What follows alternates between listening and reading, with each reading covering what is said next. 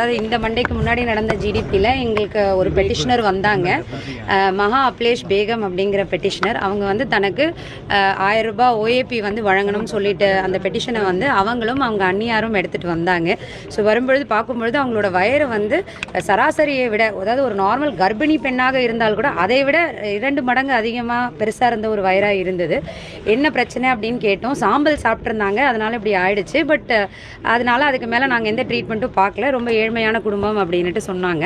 சரி, நாங்கள் இந்த 1000 ரூபாய்க்கு ப்ராசஸ் பண்ணுறோம், எலிஜிபிலிட்டியை பார்த்துட்டு வாங்க நம்ம வந்து ஹாஸ்பிட்டலில் ஒரு வாட்டி செக்அப் பண்ணிக்கலாம்னா, இல்லை எங்களுக்கு ஹாஸ்பிட்டல் ட்ரீட்மெண்ட் எல்லாம் தேவையில்லை, இதெல்லாம் சரி பண்ண முடியாது, எங்களுக்கு 1000 ரூபாய் மட்டும் கொடுங்கன்னுட்டு அந்த ஃபேமிலி ரொம்ப இன்சிஸ்ட் பண்ணாங்க. பட் அதையும் மீறி அவங்கள ரொம்ப கன்வின்ஸ் பண்ணி தான் வந்து மகா அப்லேஷ் பேகம் அந்த அம்மாவை வந்து நம்ம டிஎம்சிஹெச் டீன் சருக்கு ஃபோன் பண்ணிவிட்டு அங்கே வந்து அனுப்பி வச்சோம். இப்போ அவங்கள அனுப்பும் பொழுது அவங்களோட குடும்பம் சார்பாக அவங்களுக்கு சப்போர்ட் சிஸ்டம் போதிய அளவுக்கு வந்து இல்லை. அதனால் வந்தவங்க வந்து எங்களால் பார்த்துக்க முடியாது அப்படின்னுட்டாங்க. ஸோ நம்ம சமூக நலத்துறை மூலமாக வானவில் மையங்கள் வந்து நம்மளோட மாவட்டத்தில் இயங்குது. அதில் இருக்கக்கூடிய அந்த ஒர்க்கர்ஸ் அவங்க வந்து டே அண்ட் நைட்டு டியூட்டி போட்டு கிட்டத்தட்ட ஒரு 10 நாளாக அவங்க தான் வந்து இந்த அம்மாவுக்கு அட்டெண்டராக வந்து நம்ம அப்பாயிண்ட் பண்ணி அவங்க ரொம்ப சின்சியராக டெடிக்கேட்டடாக வேலை பார்த்துட்ருக்காங்க. ஃபஸ்ட்டு ஸ்கேன் எடுத்து பார்த்தப்போ ஒரு 15 கிலோ கட்டி மாதிரி தெரியுது அப்படின்ட்டு டாக்டர்ஸ் வந்து சொன்னாங்க. அப்புறம் அவங்களோட ஃபேமிலி மெம்பர்ஸை கன்சென்ட்டுக்காக மட்டும் நம்ம ரிக்வெஸ்ட் பண்ணோம். அவங்க ஹெசிடேட் பண்ணி தான் இல்லை சரி ஓகே நீங்கள் பண்ணுங்க அப்படின்னு சொன்னாங்க. பட் ஆக்சுவலாக கட்டியை எடுத்து பார்க்கும்போது எக்ஸாக்ட்லி 30 கிலோ கட்டியாக இருந்தது. தஞ்சாவூர் அரசு மருத்துவமனையில் இதுதான் ஃபஸ்ட்டு டைம் இவ்வளோ பெரிய கட்டி வந்து அவங்க எடுத்திருக்கிறாங்க. இந்த அம்மாவோட பேக்ரவுண்ட் பார்த்தீங்கன்னா ரொம்ப ஏழ்மையான சூழ்நிலையாக இருந்தாலும் இவங்க ஒரு பிஹெச்டி ஸ்காலராக வந்து இருக்கிறாங்க.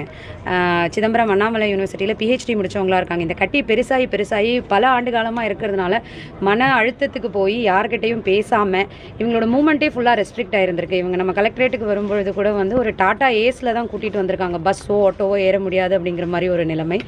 ஸோ இப்போது ஒரு 10 நாட்களுக்குள்ளே இந்த அம்மாவுக்கு அந்த கட்டி நல்லபடியாக வந்து ஆப்ரேட் பண்ணி நம்மளோட அரசு மருத்துவர்கள் தலைமை நம்மளோட பாலாஜிநாதன் டாக்டர் சார் அவங்களோட தலைமையில் வந்து நல்லபடியாக எடுத்திருக்காங்க. ஒரு 3 டேஸ் ரெக்கவரிக்காக அவங்கள வச்சு இன்றைக்கி வந்து அவங்களுக்கு கொஞ்சம் கவுன்சிலிங், டிப்ரெஷன் ட்ரீட் பண்ணுற மெடிசன்ஸ் எல்லாம் கொடுத்து இப்போ நல்லாவே பேசவும் அவங்க வந்து ஆரம்பிச்சிருக்கிறாங்க, ரெஸ்பாண்ட் பண்ணுறாங்க. வந்து அன்னைக்கு வந்து அந்த ரெஸ்பான்ஸ் கூட அவங்க வந்து இல்லாமல் இருந்தாங்க. ஸோ அரசோட அனைத்து துறைகளும் ஒருங்கிணைந்து இந்த மகா அப்லேஷ் பேகம் அந்த மேடத்துக்கு ஒரு நல்ல ரிலீஃப் வந்து நம்ம கொடுத்துருக்கோம். அவங்க கேட்டு